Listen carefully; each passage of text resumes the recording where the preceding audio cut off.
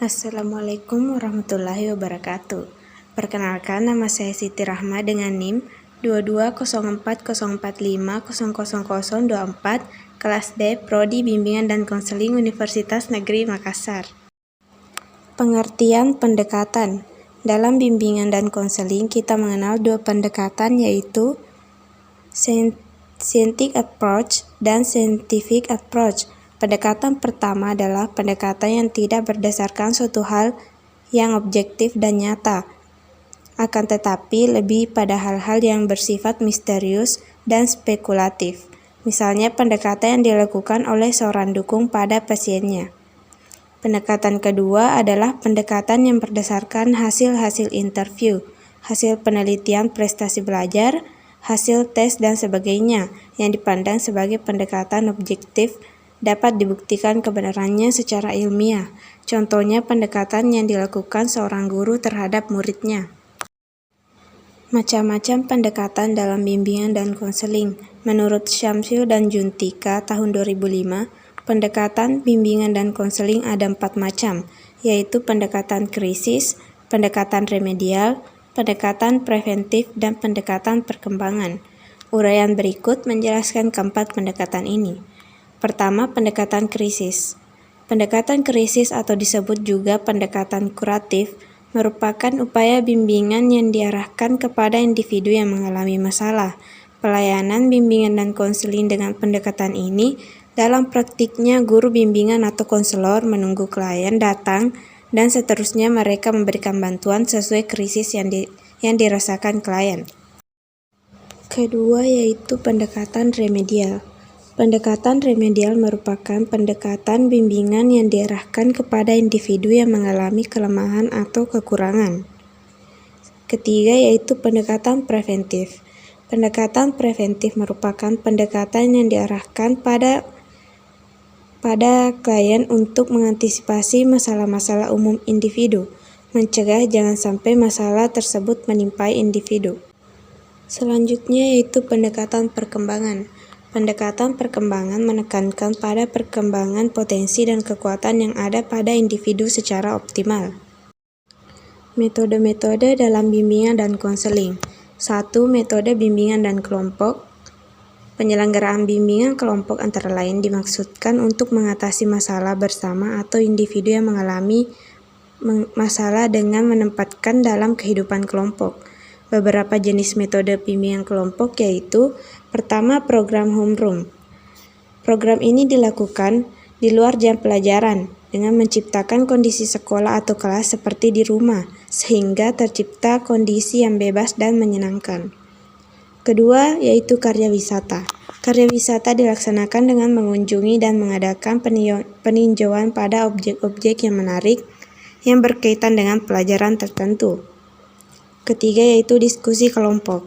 Diskusi kelompok merupakan sesuatu cara di mana siswa memperoleh masalah secara bersama-sama.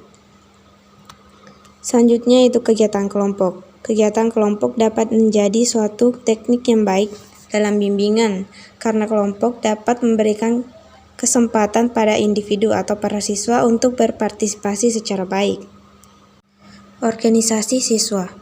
Organisasi siswa khususnya di lingkungan sekolah dan madrasah dapat menjadi salah satu teknik dalam bimbingan kelompok. Melalui organisasi, siswa banyak masalah-masalah siswa yang baik sifatnya individual maupun kelompok dapat terpecahkan.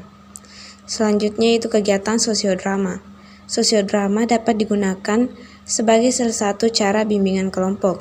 Sosiodrama merupakan suatu cara membantu memecahkan masalah siswa melalui drama. Psikodrama hampir sama dengan sosiodrama. Psikodrama adalah upaya pemecahan masalah melalui drama. Bedanya adalah masalah yang didramakan. Selanjutnya pengajaran remedial. Pengajaran remedial atau remedial teaching merupakan suatu bentuk pembelajaran yang diberikan kepada siswa atau beberapa orang siswa untuk membantu kesulitan belajar yang dihadapinya. Metode bimbingan individual. Melalui metode ini, upaya pemberian bantuan diberikan secara individual dan langsung bertatap muka atau berkomunikasi antara pembimbing atau konselor dengan siswa, klien. Metode bimbingan individual terbagi menjadi konseling direktif, konseling non-direktif, dan konseling eklektif. Pertama yaitu konseling direktif. Konseling yang menggunakan metode ini dalam prosesnya yang aktif atau paling berperan adalah konselor. Selanjutnya yaitu konseling non-direktif. Konseling non-direktif atau konseling yang berpusat pada siswa muncul akibat kritik terhadap konseling direktif atau konseling yang berpusat pada konselor. Terakhir yaitu konseling eklektif, kenyataan bahwa semua teori cocok untuk semua individu, semua masalah siswa, dan semua situasi konseling. Siswa di sekolah atau di madrasah memiliki tipe-tipe kepribadian yang tidak sama, oleh sebab itu tidak mungkin diterapkan metode konseling direktif saja atau non-direktif saja. Ada 3 aspek utama dalam strategi, yaitu seleksi strategi, implementasi strategi, dan evaluasi strategi. Menurut MOOC 2008, implementasi strategi dalam pelayanan bimbingan dan konseling untuk menangani masalah-masalah disiplin siswa di sekolah dapat dilakukan melalui 2 cara, yaitu disiplin diterapkan di luar dan disiplin dipupuk dan dihayati dalam diri seseorang. MOOC 2008 mengatakan bahwa ada beberapa strategi untuk mewujudkan suasana psikologis yang mendorong tumbuhnya nilai-nilai disiplin yang kondusif terhadap siswa di sekolah, yaitu pertama, memperkokoh struktur, sistem, organisasi, dan manajemen. Kedua, mewujudkan iklim sekolah yang harmonis dan kondusif. Ketiga, menggunakan unsur-unsur simbolik untuk penyempurnaan nilai-nilai. Yang terakhir yaitu mengelola aktivitas pembelajaran dalam kelas secara efektif untuk membantu perkembangan intelek, sosial, jasmani, dan emosi siswa.